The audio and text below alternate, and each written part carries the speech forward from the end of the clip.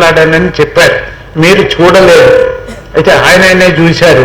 కాకి మాధవరావు గారు chief secretary చూశారు నేను మాట్లాడుతున్నప్పుడు. గద్దర్ గారు చూశారు, వచ్చారు. ఆయన అన్ని గంటలు కూర్చోలేక పడుకున్నారు బెంచి మీద అక్కడ. మరి అయితే మీరు నమ్మాలంటే నేనేం చేయాలి? మీరు నమ్మాలంటే కనీసం 14 గంటలు బాగోదు, మంచిది కాదు. 7 గంటలన్నా నేను మాట్లాడాలి కదా. మీరు ఎక్కడెక్కడి నుంచో వచ్చారు, పాపం ఎండలో పడి వచ్చారు.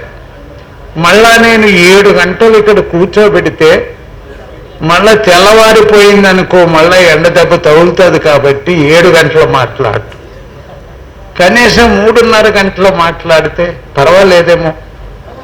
కానీ మిమ్మల్ని అందరినీ కూడా ఇబ్బంది పెట్టదలుచుకోలేదు.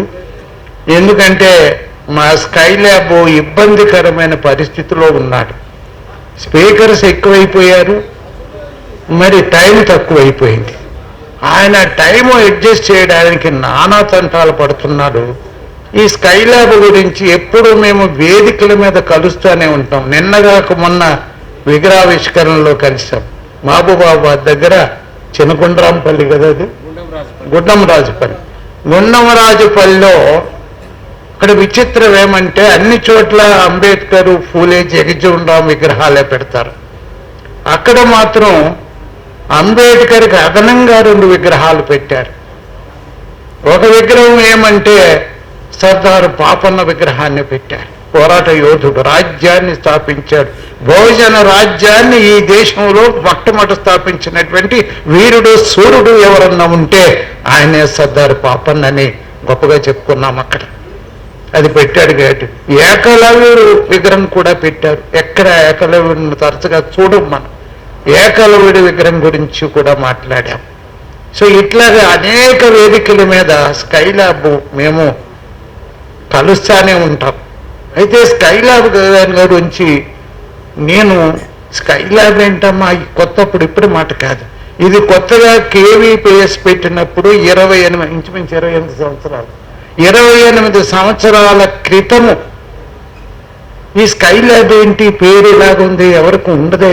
ఈ స్కైల్యాబ్ ఒక స్కైల్యాబ్ అమెరికా వాళ్ళు, నాసా వాళ్ళు పైకి పంపించారు. మొట్టమొదట అది పైకి పంపించినటువంటి స్కైల్యాబ్. అది పరిశోధనా కేంద్రం.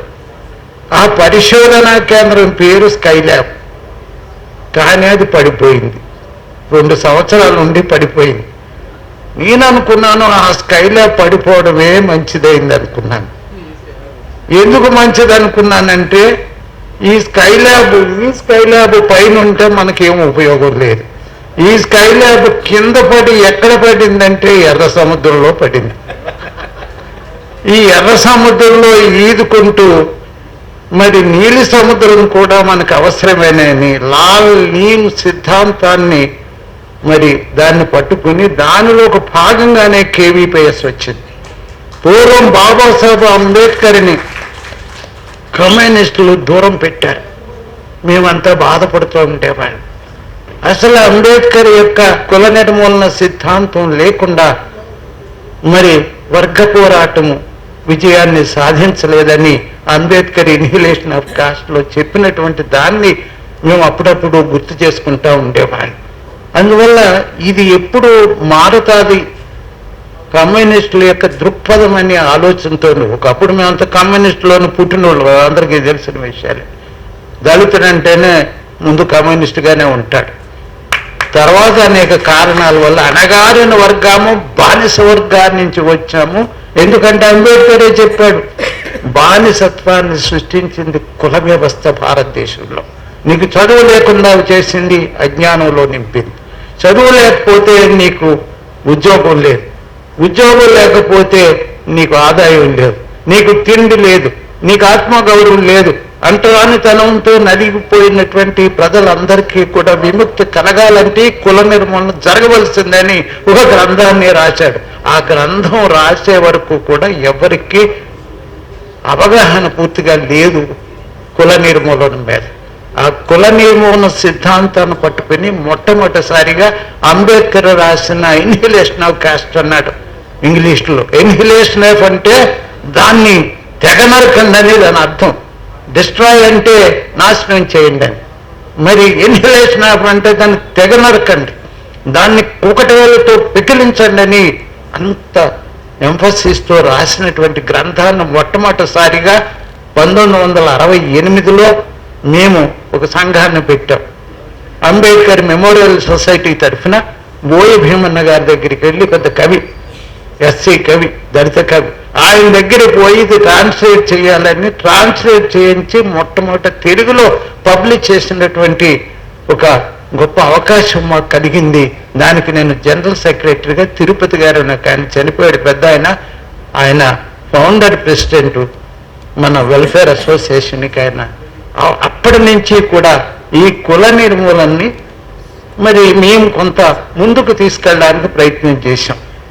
కానీ కేవీపీఎస్ వచ్చిన తర్వాత దీన్ని చాలా పట్టుదలతో దీన్ని గ్రామం ఎలాగ తీసుకెళ్లాలని కుల నిర్మూలనని ఒక ఉద్యమంగా, సాంస్కృతిక ఉద్యమం జోడించింది దానికి.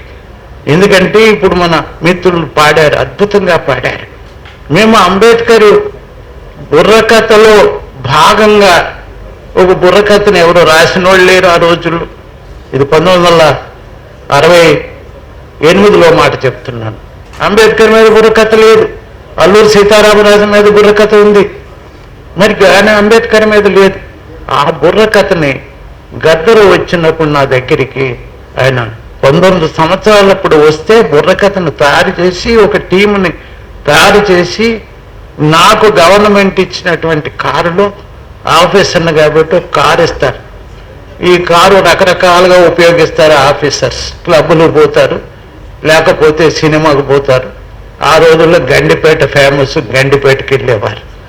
నేను ఇటువంటి దానికి పోకుండా బాబాసాహెబ్ అంబేద్కర్ స్ఫూర్తి నాలో ఉంది కాబట్టి బాబాసాహెబ్ అంబేద్కర్ యొక్క సిద్ధాంతాన్ని, త్యాగాన్ని, పోరాటాన్ని ప్రజల్లోకి తీసుకెళ్లాలన్న ఉద్దేశంతో ఆ గవర్నమెంట్ వెహికల్ వేసుకుని, అంటే నాకు ఒక అధికారం ఉంది, నేను ఎక్కడికన్నట్టు వెళ్ళొచ్చు టూర్ వేసుకుని.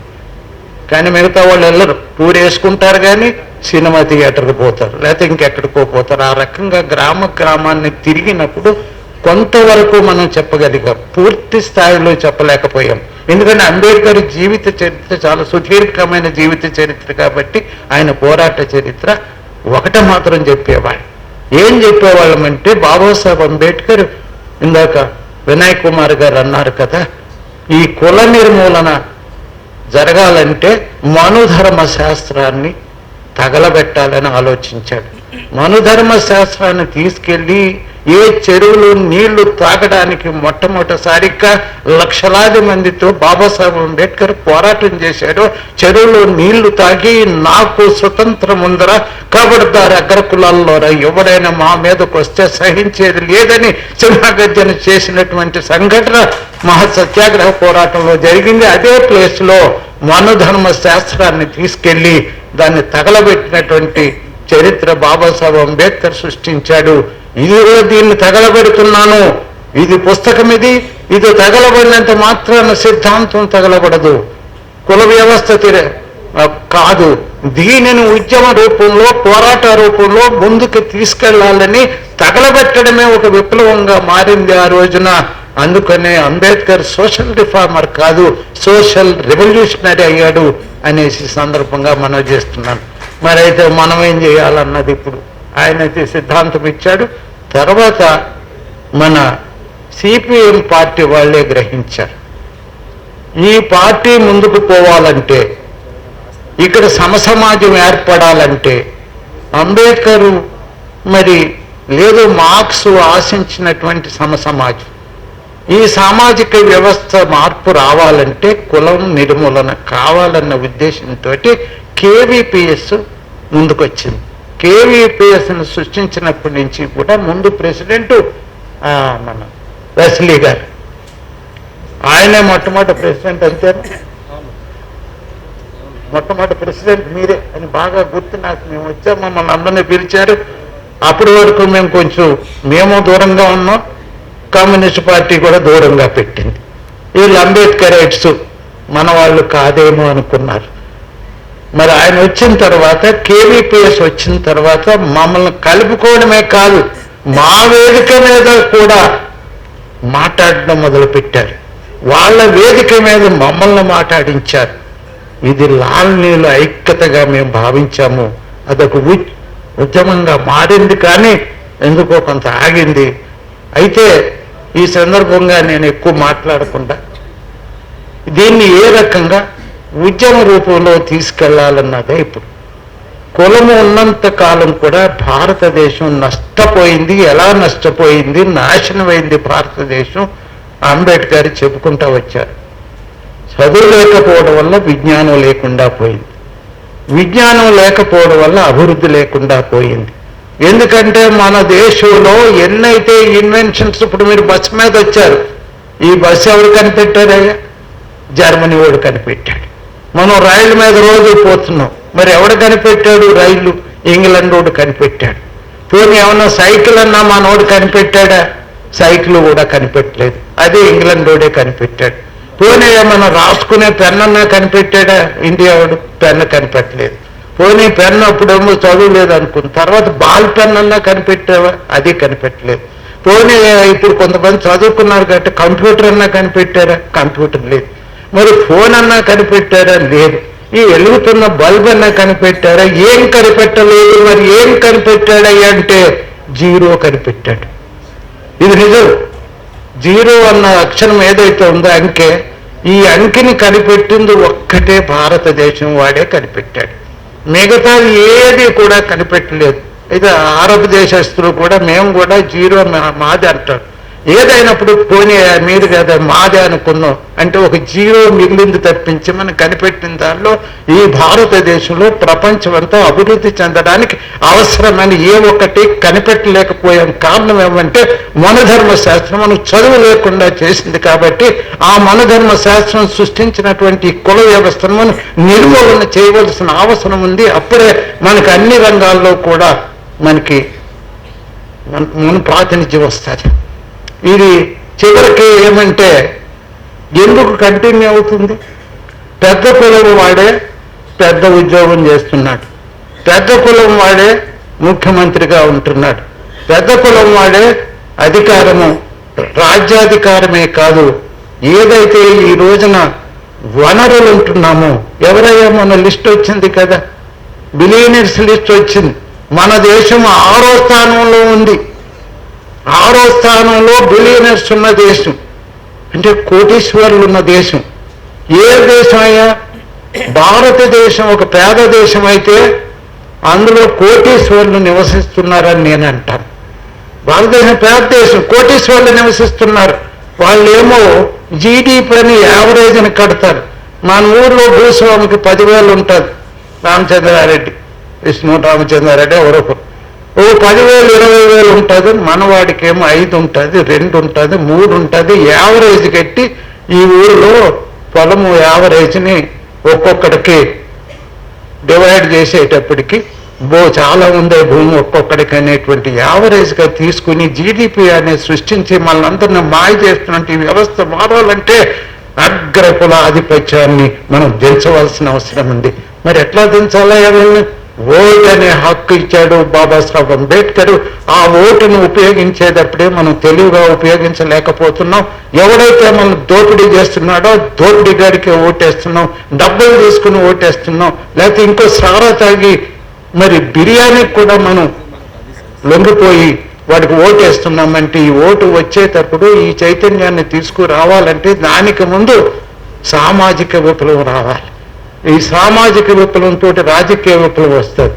రాజకీయ విప్లవం వస్తే అడగారిన వర్గాలు ఎవరైతే ఉన్నారో మార్క్స్ ఏదైతే అన్నాడు, ప్రొలెటేరియట్ అన్నాడు, కార్మిక వర్గం మనమంతా కూడా మన రక్తాన్ని చెమటగా మార్చి దేశ సంపదను సృష్టించడం మన రాజ్యం వెళ్ళిన రోజునే అంబేద్కర్ అదే కోరుకున్నాడు. My people alone can rule. మేము పాలితులుగా ఉండము, పాలకులుగా ఉంటాము. నా ప్రజలంటే ఎస్సీ ఎస్టీ బీసీ మైనారిటీ ప్రజలంతా కూడా ఈ దేశాన్ని పరిపాలించినప్పుడే నిజమైన నేను రాసిన రాజ్యాంగ విలువ ఏదైతే ఉందో సమానత్వం అనేది రాజకీయ సామాజిక ఆర్థిక సమానత్వం భారతదేశానికి వస్తుందని దీన్ని అడ్డుకుంటున్నది కుల వ్యవస్థ. కాబట్టి కుల వ్యవస్థను నిర్మూలించడానికి మనమంతా కూడా ఒక ఉద్యమంగా తయారు కావాలి. సాంస్కృతిక ఉద్యమం ద్వారా ఇది సాధ్యమవుతుందని మీకు అందరికీ తెలియజేస్తూ నాకు అవకాశం ఇచ్చినందుకు మరి